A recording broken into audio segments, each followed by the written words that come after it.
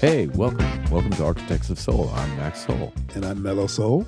Together we are Soul and the New Vibe. Woohoo! And your hosts, bringing you the stories behind the legends who built the very foundations of the music we live and breathe. Word. Today we're going to dive deep into the extraordinary life and revolutionary business acumen of a true visionary, especially for his time. Mm-hmm. A man whose voice could soothe your heart, Mello, and whose mind challenged the very structure of the music industry. That's right. We're talking about the one, the only Sam Cooke. Ooh, Sam Cooke, you send me, baby. Yeah, beyond the angelic voice and the timeless hits like Wonderful World and A Change Is Gonna Come, Sam was a trailblazer in a fight for artist ownership and control that resonates profoundly with the independent artists like us today. Oh, without a doubt. So when you think about it, he dared to demand more, to own his masters. And, of course, we find the string in all the stuff that we talk about. But this guy was early. I mean, before all of them. Exactly. Yeah. When Sam came out of gospel, and it was early in the revolution of change in the music industry. So if you think about that, he forged a path that few black artists, or any artists for that matter, had ever truly walked. And that's true. His legacy isn't just in the grooves of his records, but it's in the very blueprint of artist empowerment. And trust us, as Soul of the New Vibe, that blueprint has been a guiding light for our own journey. Oh, without question. We choose to learn from those guys, and that's the great gift about this, because they light the path for us, right? True. So grab a seat, get comfortable, because after the break, we're going to unpack the early life and defining moment that set Sam Cooke on his path, becoming a true architect of soul. Whoa.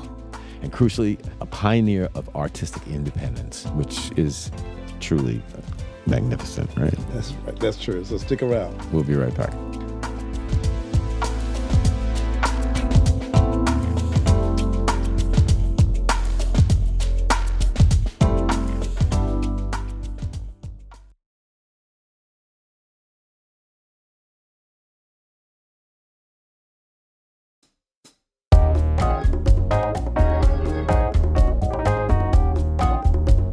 Welcome back to Architects of Soul.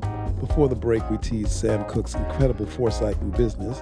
And to truly appreciate that, well, we need to understand where he came from. He was born Samuel Cooke in Clarksdale, Mississippi in 1931. That's my reading voice. Mississippi. My brother come from Mississippi, right? That's right. He was the son of a minister, you know what I'm saying? And his musical roots was planted firmly in the church. That's right. The gospel circuit was his training ground, and he rose to fame as the lead singer of the Soul Stirrers. Yeah, he did. He replaced the R.H. Harris. Mm-hmm. And he became a bona fide gospel superstar. His voice was pure magic. It was a blend of like raw emotion and effortless control. Yes, but even then, you could sense a desire for something more, a yearning to cross over into secular music. He wanted to make that change, right, Mello? I mean, It was a controversial move at the time, seen by some as abandoning his spiritual calling. In fact, he wouldn't come out as Sam Cooke. Right, he came out as Dale Cooke, right? Dale Cooke, right. Yeah. Dropped the E. Mm-hmm. Right. But it was still, everybody knew it was his voice, so, you know. Yeah, you couldn't miss that. But for Sam, it was really about expanding his reach and taking his voice and message to a wider audience. Right. He wanted to cross over. You can't blame him. No, and that very decision to break free from perceived limitations, that's what really foreshadows his future business moves. And if you think about it, leaving the comfort and fame of gospel for the unknown world of pop and R&B, especially in the year that we're talking about, right? Yeah. 1961, 1959, 1960, in those years, well, R&B was just being formulated, really. And it was a bold move to just step away from gospel, period, you know. Oh, without a doubt. You know. Without a doubt. But think about it, right? It took courage, the amount of courage, and that internal belief that we talk about all the time, the internal belief that your own value will transcend immediate comfort. Exactly. Right, which is a big deal to me. Yeah, and it was around that time that his secular career took off. His first hit was You Send Me. That's when he started to really feel the limitations of traditional record deals. Well, he wanted it to be something different, bigger. Yeah, because he saw that his work was generating millions, but the artists back then especially often saw only a fraction of that. There's that link again. This is how we learn. Yeah. Right? Yeah. But that frustration, that realization of being exploited, that was a spark. So Sam was he was determined. And again, that's the same spark that has ignited countless artists through the decades, including us. It's a great gift for us to watch because we're understanding the hustle, the contracts, the control, and it's as relevant today as it was in the 50s. Yeah, right. And coming up after this break, we'll delve into the revolutionary steps that Sam Cooke took to gain control of his music and his career, and how those bold moves directly influence our own path as Soul of the New Vibe. You're right. Stick around. We'll be right back.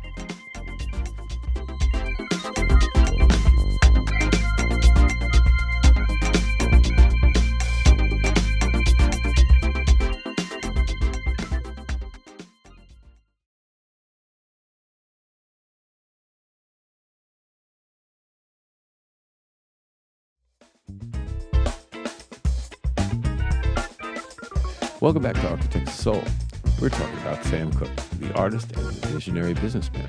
That's right. And after hitting it big, Sam wasn't content to just sing. He looked at the industry and saw where the real power and the money lay, which was in ownership. Without a doubt.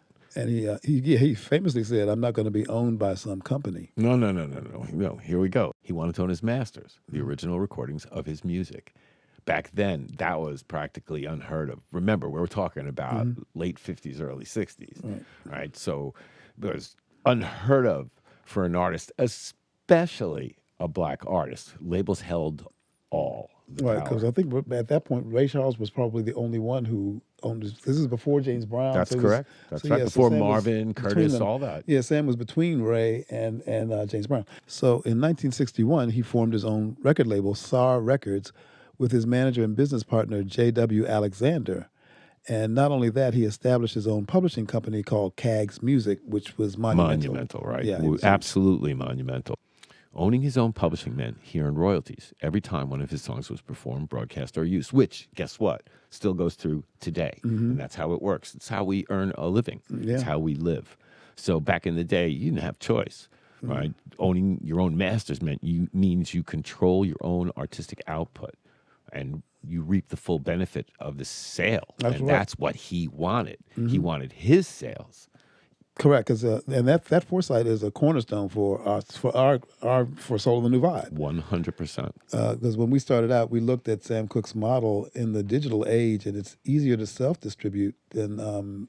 But the fundamental principle of owning your work remains critical. It's number one. Yeah. It's number one. You have to own your work, just like you have to own your masters and find your mentors. We talk about this for a reason, because owning your masters gives you power. And with the music that you create, that power becomes bigger, right? So every decision we've made, from how we structure our releases to licensing our music, is directly informed by the trailblazers, just like Sam Cooke. We asked ourselves, well, what would Sam do? And he taught us that creative freedom is inextricably linked to financial independence, didn't he, Mello? He sure did. He 'Cause did. he wasn't just building a career; he was building an empire for future generations. And it wasn't. Holla. Yeah, and it wasn't just for himself. SAR Records also became a platform for other artists that he believed in, giving them a fairer shake in the major labels often would. Right. Just like Curtis did, too. Later on, Impressions, Donny Hathaway, Sam Cooke started this all. And on his label, I remember he brought this way. That's where Bobby Womack came from. That's exactly, well, that was his. That was his signing. Yes, and what a signing that was. Yeah, that's right, Max. That signing was the Valentinos, which was Bobby Womack and his brothers. Right. And he also signed Johnny Taylor. Johnny Taylor. Disco lady. Jody's got your girl. Yeah, exactly. That Johnny Taylor. Yeah, Johnny Taylor. Yeah, Sam Cooke was the guy who signed him initially. Exactly. And after the break, we'll reflect on Sam Cooke's lasting impact, not just on music, Mello, right? But on the merry model of artist entrepreneurship and how to continue to shape Soul and the New Vibe's journey in today's music landscape. We'll be right back.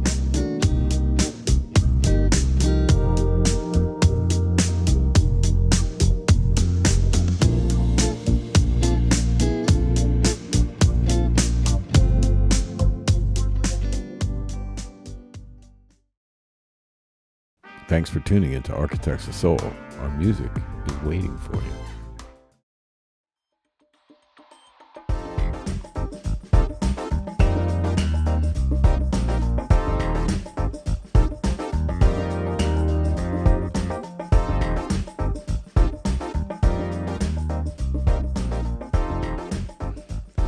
Welcome back to Architects of Soul. We've been dissecting the genius of Sam Cooke, not just as a singer, but as a business revolutionary. Or a revolutionary businessman. Yeah. Okay, either way. Right? His life was tragically cut short, though, in 1964. But his legacy, particularly his fight for ownership, that lives on. Mello, if you think about the artists who followed, who saw what he did and were empowered to demand their own terms, it makes us giddy for what possibly can happen for us. Yeah, Max, Prince is a huge example because we've talked about him before, but talked about the situation before with his fierce battles with Warner Brothers over his this masters. dovetails perfectly for that. Yeah, exactly. Because that echoed Sam Cooke's earlier fight. Fighting over their master seems to be a string, apparently, which is really great for us because at this point in our career, we own our masters. And we plan on staying that way. Right. And Prince famously changed his name to an unpronounceable symbol to break free from his contract. Right? Remember that? Yeah, literally removing his identity from what he felt was an oppressive deal. Yeah. We wouldn't have to do that. No. We wouldn't get into an That's correct. deal. For us as Soul in the New Vibe, Sam Cooke became an absolute inspiration for the fight for freedom. And when we write our music, when we record it, the goal is not just to create a great song. It's to create something that we own. That's right. Something that we call ours, and that's the string between our music. Yeah, and it means having the freedom to release music when and how we want, to collaborate with who we choose, and to build a direct relationship with our audience without unnecessary intermediaries. Better believe it. No middlemen. That's right. Yeah, mixed up in it and taking some money too. 100%. Well, everybody's got their hand out in the world, and we know that. But Sam's pioneering spirit taught us that while the music industry has changed dramatically, and it hasn't, with streaming and digital distribution, the core principles of control, like I said, it hasn't. Intellectual property, it hasn't. And fair compensation, well, those are timeless. Right. And a change is going to come. It wasn't just a song about civil rights. In a way, it was also a prophecy for the music industry. He believed in a future where artists had more agency, and we, as Soul in the New Vibe, are living proof that change is continuing to unfold. No, I agree with that. But, that song, I think I want to just talk for a second about the impact of the song like that. So when he wrote that song, I think of it about the way I listened to it before, you would get to the verse, in the second verse where it talks about go downtown to the movies and somebody says, I don't want you here. Don't right? hang around. Buddy, we don't want you around. And you never really think about that, but he wrote that under the eye of Jim Crow racism. So now it takes a whole different point of view. Now, the impact of saying it and saying it in a way that didn't make anybody angry because most people didn't understand because they didn't listen. But he said it in such a way that those who needed to heard it. And it became a big lament. It came out after he died. Right. A month after he died. And it was a B-side. Right. Let's not forget it was a B-side. And that Does song, anybody remember what the A-side was or care what the A-side was? I don't think anybody cares. Yeah. It doesn't really matter because they didn't expect this song to be what it was. And I think if they'd listened to the lyrics and understood how he wrote it, why he wrote it, because, no way they had the RCA records so, at that time would have known what that really meant. Exactly. So for those who do not know, so Bob Dylan wrote Blowing in the Wind. And Sam saw that and said, I want to write a song that says how we feel, right? That black people can be empowered by, that brings us together for the change that we need. And let's face it, change is going to come. How many people have recorded that song? How much impact did it have on Martin Luther King in civil rights? It became an anthem. And he never got to see any of that. No, but I think he had an idea that it would become what it did become, which was the anthem that you just mentioned that it is. Because remember, Blowing in the Wind was still heavily played during that time. Yes. Well, again, we were in the Vietnam War. We were doing civil rights. There's a lot of stuff going on. But Blowing in the Wind, to Sam, was talking from a white point of view. And during Jim Crow, during racism at that time in the 60s, it was a different slice of life, let's face it. Yeah. Today, we can look at things and see them, well, Today, mostly we can look at things and see them from a round point of view. But back then, it was very You were in the middle of it, myopic. so they Yeah, it couldn't was have- very yeah. myopic. You couldn't see past the trees. Yeah. Right. So if you think about the impact and the foresight that he paved the way for those artists to build sustainable careers and to truly be architects of their own destinies and the soul. Well, that's a powerful lesson that continues to inspire us every day. We'll be right back.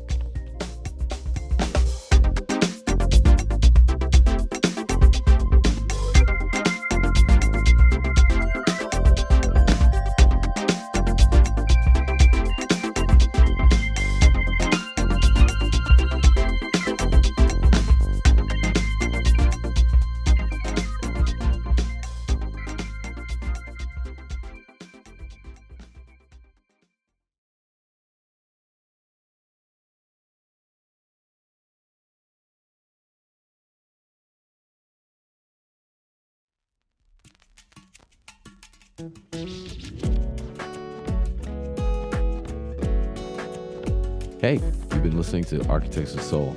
Sam Cooke showed us that being an artist isn't just about crafting beautiful melodies, although we do that. Yeah, well, you know. It's also about understanding your worth and fighting for what's rightfully yours. It's about building a legacy that extends beyond the stage and into the boardrooms. I totally agree, Mello. His courage in demanding ownership, well, it laid a crucial foundation for countless artists, including us, Soul and the New Vibe, as we navigate this modern music landscape, which is, in some cases, it's absolutely the same as it was back then, and in other cases, it's the Wild West. It's the Wild West, but I think in a good way. Yeah, no, I The agree. power is I back in agree. our Well, hands. that's The right. power The is back in our is hands. in our hands. That's right. And so we encourage all aspiring artists out there, study the history and understand the battles that were fought by legends like Sam Cooke and everyone else that we've covered so far. You better believe it. And their struggles and triumphs over invaluable lessons for building your own path. 'Cause one can do that. 100%. You know, you have to recognize that history teaches us what we shouldn't repeat in the future, because those that don't learn from history are doomed to repeat history. All right, so thank you for joining us on this journey through the heart of soul music. We're Max and Mello Soul from Soul and the New Vibe. We'll be back next time with more stories of the musical giants who built the soul of our sound. But until then, remember, Keep that soul fire burning, protect your sound, nurture your creativity, own your voice, and remember the lessons learned from the giants who came before. And yes, protect your masters and seek out wise mentors who can guide you on your journey. damn straight. Until next we meet, peace Peace and and soul, soul, y'all. y'all.